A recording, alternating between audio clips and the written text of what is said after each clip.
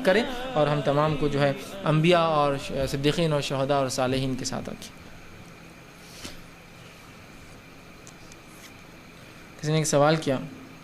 آج کل جو لڑکے لڑکیاں جو حرکت کر رہے ہیں تو ان کو کس طرح نصیحت کریں؟ دیکھیے، جو آج کل لڑکے لڑکیاں بہرحال جو حرکتیں کریں ان کو کیسی نصیحت کریں، اس تعلق سے انشاءاللہ عزیز میں ایک تفصیلی عنوان بنا رہا ہوں کہ عشق مزاجیاں اور اس کے نقصانات، تو اس کی انشاءاللہ تفصیلات میں کیوں ہوتا ہے اور اس کا کیا علاج ہے انشاءاللہ عزیز۔ محبت ایک اچھی چیز ہے، محبت انسانی فطرت کا تقاضا ہے، اور یہ اس سے ہٹ کر نہیں یاد رکھی، محبت انسانی فطرت ہے، تو ہم فطرت کے اور اسلام فطرت کے خلاف بات بھی نہیں کرتا ہے، لیکن اس فطرت کا غلط جب استعمال انسان کرتا ہے تو وہ بہت نقصان دہ ہوتا ہے، تو انشاءاللہ اس تعلق سے تفصیلات آئیں گی۔ بہرحال بس ایک مختصر میں آپ کو یہ کہہ سکتا ہوں کہ انسان جب فاسد محبت ہے اس کے دل میں، یاد رکھیے یہ جو عشق مزاجی یہ فاسد محبت ہے، حالانکہ عشق جو ہے یہ محبت کا ایک بہت بلند درجہ ہے۔ عشق جو ہوتا ہے یہ محبت کا عربی زبان میں ایک بہت بلند درجہ ہوتا ہے، ٹھیک، مطلب یہ محبت کے بعد ودود آتا ہے، ودود کے بعد بہت سے عربی میں جو ہے محبت کے لیے کم و بیش 28 سے 30 لفظ استعمال ہوتے ہیں، اور ہر لفظ ایک محبت کے ایک مخصوص شعبے کو چھلکاتا ہے۔ ایک ظاہری محبت، ایک دلی محبت جو اظہار نہ ہو کبھی جس کا، ایک وہ محبت جس کا اظہار ہوتا لیکن دل سے نہیں ہوتی، جیسا منافقین کی محبت تھی، صرف بتاتے تھے ہم اسلام کے پاس ہیں، اندر سے نہیں تھی، تو محبت کے لیے کئی الفاظ استعمال ہوتے ہیں، ٹھیک ہے، جیسا کہ اللہ کی کسی وقت ودود ہے، مطلب اللہ ودود کا معنی یہ ہوتا ہے کہ سامنے والا محبت کرے نہ کرے وہ ذات محبت کرتی رہتی ہے۔ ودود اللہ پورے انسانوں سے محبت کرتا ہے، پوری مخلوق، وہ چاہتا ہے سب جنت میں جائے، لوگ لیکن اللہ سے محبت نہیں کرتے کہ جنت میں اعمال کرے، ہے نا، تو ودود اس کی ایک صفت ہے۔ ودود بھی ایک محبت ہے جو ایک طرفہ ہوتی ہے، سامنے والا کرتا رہتا ہے، تم کرو مت کرو، جواب دو مت دو، اس کی محبت جاری، اظہار میں اس کی محبت، تو یہ ہے، تو درجے ہیں اس کے، تو عشق اس میں ایک اونچا درجہ ہے، لیکن عشق کی قسم فاسد محبت، فاسد عشق جو بیکار ہوتا ہے، جو بیماری والا عشق ہوتا ہے، تو وہ عشق کا سب سے پہلی وجہ یہ ہوتی ہے کہ انسان کا دل خالص نہیں ہوتا ہے، جس کی وجہ سے وہ فاسد عشق اس کے دل میں آ جاتا ہے۔ وہ محبت کو خالص کرے، اور خالص جب انسان محبت کرتا ہے نا تو اس کے محبت کا محور اس کا رب ہوتا ہے، اللہ ہو جاتا ہے وہاں بیچ، مطلب اس کی محبت کی وجوہات اللہ ہوتی ہے، اس کی وجہ سے وہ سب سے محبت اور نفرت کرتا ہے، تو جب وہ محور اللہ کی ذات دل سے ہٹ جاتی ہے تو فاسد محبت آ کے اس کا محبوب وہاں بیٹھ جاتا ہے،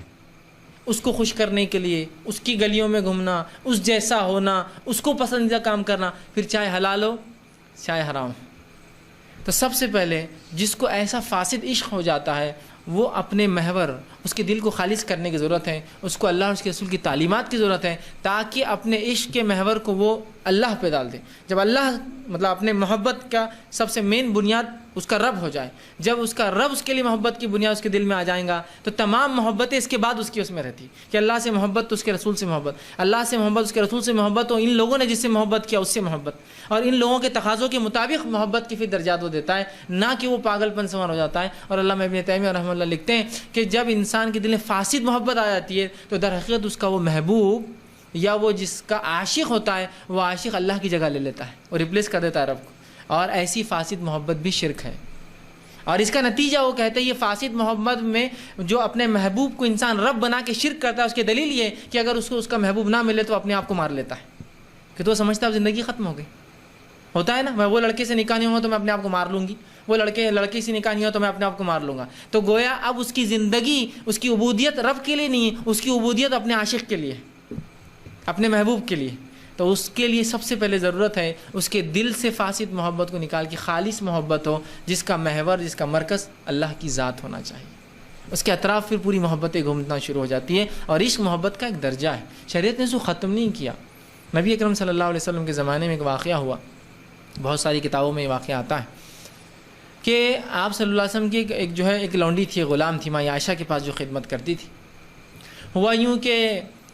ان کو جو ہے ماں عائشہ نے اللہ کے رسول نے شاید عباس رضی اللہ عنہ پیسہ دے کر کہا اس کو آزاد کر دو، ان کا نام میں سمجھتا ہوں غالباً صوبیہ تھا، نہیں معاف کرنا بریرہ،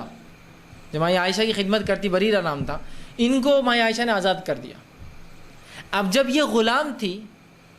تو ان کا یہ جو ہے ایک دوسرے غلام کے ساتھ، غلاموں کی شادی ہوتی تھی یاد رکھیں، لیکن یہ نکاح نہیں مانا جاتا تھا، وہ ساتھ رہتے تھے، تو ان کا نکاح جو ہے، ان کی شادی جس کو بولیں گے عام زبان میں، وہ جس مرد کے ساتھ رہتی تھی، ٹھیک، تو اب جب یہ آزاد ہو گئی تو جب غلام آزاد ہوتا ہے تو اس کو اختیار ہوتا ہے نکاح کو کنٹینیو کرے یا فاسد کرے، توڑ دے۔ تو جب بریرہ آزاد ہوئی تو ان کے شوہر جو مغیث تھے رضی اللہ عنہ، تو اب جیسی ہی آزاد ہوئی تو کہا کہ مغیث میں تمہارے ساتھ نہیں رہوں گی اب، کیوں؟ تو اب اختیار ہو گیا نا، بریرہ آزاد ہے اور مغیث غلام تھے، ان کو آزاد نہیں کیا تھا ابھی کسی نے، تو اب ان کو اختیار تھا کہ چاہے تو اس آدمی کے ساتھ جس سے نکاح سے مطلب غلامی میں وہ رہتی تھی، اب چاہے تو غلامی کے بعد آزادی میں شادی باقی رکھے یا توڑ دے اور کسی اور سے نکاح کرے۔ اب انہوں نے جیسے ہی کہا مغیث سے کہ میں تم سے نکاح نہیں اب باقی رکھنا چاہتی ہوں، ختم کر دیتی ہوں چونکہ میں آزاد ہو گئی ہوں۔ روایت میں آتا ہے کہ انس بن مالک رضی اللہ عنہ فرماتے ہیں کہ مغیث کو میں نے دیکھا اور مجھے آج بھی لگتا ہے، بلکہ معاف کرنا عبداللہ ابن عباس فرماتے ہیں مجھے آج بھی مغیث کا وہ چہرہ یاد ہے کہ وہ مدینے کی گلیوں میں گھومتا اور اس کی آنسوؤں سے اس کی داڑھی تر تھی کہ جو ہے مجھے جو بریرہ چھوڑ کر چلے گی، اب مجھے کوئی اس سے ملا دے۔ یہ محبت ہوتی ہے، یہ جذبہ ہے، یہ عشق ہے۔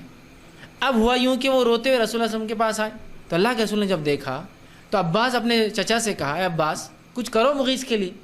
اس کی حالت دیکھو کیا ہو رہی۔ مطلب وہ محبت اور عشق کے جذبے کو رسول اللہ نے ختم نہیں کیا، اسلام نے اس کا احترام کیا، اس کو ڈائریکشن نہیں لکھی کہ مغیث پہلے بھی ساتھ تھا نا، کیوں نہ بریرہ پھر ساتھ رہے اس کے بعد آزادی کے بعد تاکہ اس کا مسئلہ ہو۔ لیکن عباس رضی اللہ عنہ کو کیوں کہا کہ عباس سوچو، عباس پیسے والے تھے، آزاد کر دو اس کو بھی، تم پیسہ دو گے تو یہ بھی آزاد ہو جائیں گا، تو پھر بریرہ آزاد ہے، ہو سکتا ہے غلام ہونے کی وجہ سے بریرہ اس سے نکاح واپس نہیں رکھنا چاہ رہی، یہ آزاد ہو جائیں گے، ہم نکاح کر دیں گے۔ واقعہ بہرحال بات لمبی ہے، واقعہ بعد میں کیا وہ جانے دیجیے۔ اس کے بعد ہوا یوں کہ آپ صلی اللہ علیہ وسلم نے کہا کہ مغیث تم گھبراؤ مت، میں تمہارے طرف سے سفارش کرتا ہوں، ٹھیک ہے؟ مطلب عشق اور یہ محبت کا جذبہ شریعت نے اس کو تسلیم کیا، لیکن لمیٹیشنز باؤنڈریز ہے اس کی، کہ تو مغیث کے لیے کوئی بریرہ ایسی محبت بھی نہیں تھی کہ وہ نہ ملے تو جا کے کود جائیں گے اور خودکشی کر لیں، لیکن محبت تھی، اس کا تقاضا تھا اور رو رہے تھے۔ کہا ٹھیک ہے میں جاتا ہوں، وہ گئے اور کہا بریرہ دیکھو کہ یہ مغیث بڑا اچھا انسان ہے، تم چاہو تو اس سے اپنا نکاح باقی رکھو۔ تو انہوں نے پوچھا اللہ کے رسول یہ آپ کا حکم ہے یا مشورہ ہے؟ مجھے جواب دیجیے۔ تو کہا میرا حکم نہیں ہے، میں مغیث کی طرف سے سفارشی بن کر آیا ہوں۔ تو اللہ کے رسول نے محبت کے لیے سفارش بھی کی، لیکن یہ رائٹ ڈائریکشن میں تھی، یہ صحیح سمت میں تھی کہ دو لوگ ہیں جو واقعی میں دین پر عمل کرے، اور کوئی تیسرا آدمی کہے کہ یار واقعی میں دو لوگ بڑے اچھے دیندار ہیں، کیوں نہ ان کا نکاح ہو جائے، کیوں کسی اور کو دیتے ہو نکاح میں؟ اس لیے کہ اچھے لوگ ملیں گے تو اچھی نسلیں چلیں۔ آپ نے سفارش کی کہ مغیث تو محبت میں پاگل ہے، اس کی سفارش کی۔ تو کہا آپ کا حکم ہے یا آپ کا مشورہ ہے؟ تو کہا میں سفارشی بن کے آیا ہوں۔ تو کہا سفارش ہے تو میں نہیں مانتی ہوں، ٹھیک مجھے پسند نہیں۔ تو یہاں دیکھیے اسلام نے عورتوں کے بھی کیسے حق دیے، نہیں پسند بریرہ کو تو نہیں پسند، خلاص زبردستی نہیں۔ آپ نے کہا ٹھیک ہے مت کر، مغیث کو سمجھا دیا بھائی اب تم دیکھ لو، وہ میری سفارش پہ بھی راضی نہیں۔ اس کا ہرگز مطلب نہیں کہ وہ نافرمان تھی، چونکہ حکم نہیں تھا اللہ کے رسول، حکم ہوتا تو بریرہ جھک جاتی حکم سے، اس لیے پوچھ لیا تھا حکم ہے، اور کیا وجوہات رہیں گی وہ اللہ عالم، وہ ہم اس میں نہیں جاتے۔ لیکن یہاں اسلام نے خود اللہ کے رسول صلی اللہ علیہ وسلم نے اس جذبے کو تسلیم کیا محبت کی، کہ وہ رو رہے تھے، یہ نہیں کہا کیا پاگل ہے ایڑے چالے کرے روتے گھوم رہے تم چلو، نہیں کہا، کہاں مغیث واقعی میں پریشان ہے، بریرہ سے التجا کر رہے ہیں، وسیلے بن رہے ہیں، عباس کو کہہ رہے ہیں کہ عباس کچھ کرو اس کے چھڑانے کے لیے، اس کو آزاد کرو، ٹھیک ہے؟ تو پتہ چلا اگر یہ محبت رائٹ ڈائریکشن میں ہو تو آپ اس کی مدد کر سکتے ہیں، سفارش کر سکتے ہیں اچھے۔ لیکن آج کل جو معاملہ ہوتا ہے جو ہے یہ بہت بری ہے۔ تو سب سے پہلے ہم کو ایسے لوگوں کو جو عشق مزاجی میں یا اس کے فاسد نقصانات میں پھنسے، ان کے دل کے محور کو اور مرکز کو دنیا کے اپنے محبوب کے عشق سے نکال کر اللہ کی محبت میں ڈالنا ہے۔ جب وہ محبت آ جائیں گی تو پھر ایسے کئی لوگ ملے نہ ملے اس کو پرواہ نہیں ہوتا، ٹھیک ہے تم آتے آؤ نہیں آتے، اگلا کوئی دیندار اور اچھا انسان ملے گا، اور اس کے بعد اگلا، اور اس کے بعد اگلا، ہے نا؟ کوئی کمی ہوتی ہے کہ لوگ انسانوں کی، ٹھیک انسانی ٹھیک ہے رشتہ نہیں پسند، کوئی اور جگہ جائیں گا، ٹھیک۔ تو یہ رائٹ ڈائریکشن ہونا یہ بڑی اہم چیز ہے۔ بہرحال تو آپ ان کو نصیحت کریں، اصلاح کریں، ان کے دلوں کو خالص کریں، اللہ کی محبت ڈالنے کی کوشش کریں، اس کی شریعت کی محبت ڈالنے کی کوشش کریں، اس کے نبی کی محبت کو وہ کریں، اور پھر سمجھائیں ارے وہ نہیں ملی تو کیا ہوا، چھوڑ دو اس کو۔ یا پھر جب آپ نے یہ کوشش کی وہ نہیں ہوا، چونکہ عشق کبھی کبھار بہت زیادہ اس کا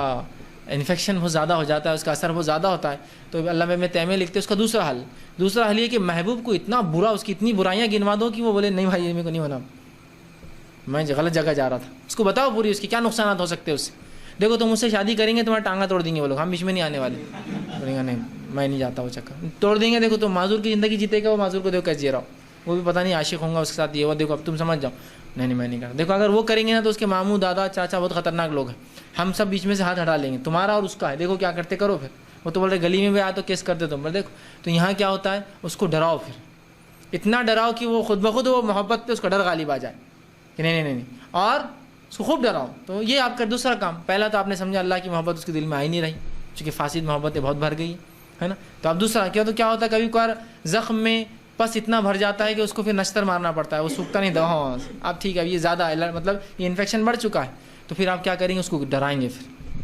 حالات سے. میں ڈرانے سے مراد نہیں کہ آپ جھوٹ بولیں گے, غلط بات ہے, لیکن حالات سے ڈرائیں گے کہ دیکھو ایسا ہوا تو ایسے فسادات ہو گئے تھے, ایسا ہوا تھا, وہ ایک انسان دیکھو مارا گیا, اور صرف اس لیے مارا گیا کہ اس نے ایک لڑکی سے محبت کیا تھا, وہاں گیا اس کی بھائیوں نے قتل کر دیا. اب دیکھو بھائی تمہارا معاملہ, ہم تو نہیں آنے والے بیچ میں. تو آدمی پھر گھبراتا نہیں بھائی, تو اس کو کیا کرو, خوف اس پہ دو کر دو,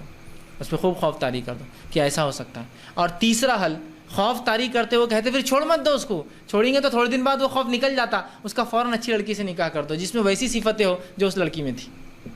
مطلب ایسی کوئی لڑکی دیکھو جس میں ہو ویسی کچھ صفتیں ہو, جیسے خوبصورتی پسند تھی, مالداری پسند تھی, حسب نسب تھا, ویسی کوئی کوالٹی کوئی لڑکی اور ملتی ہے, فوراً نکاح کر دو. تو یہ ڈر اور پھر وہ نکاح ہونے سے اس کی محبت غالب آ جائیں گی, پرانا ختم ہو جائیں گے. ٹھیک ہے, تو یہ بہرحال کچھ حل ہو سکتے ہیں جو آپ, اور ہر علاقے کے عاشقوں کے اپنے مسائل اور ان کے اپنے حل ہو سکتے ہیں. لوکل باڈیز زیادہ بہتر سمجھتے ہیں کیسا نکالا جائے, بہرحال وہ اس کا علاج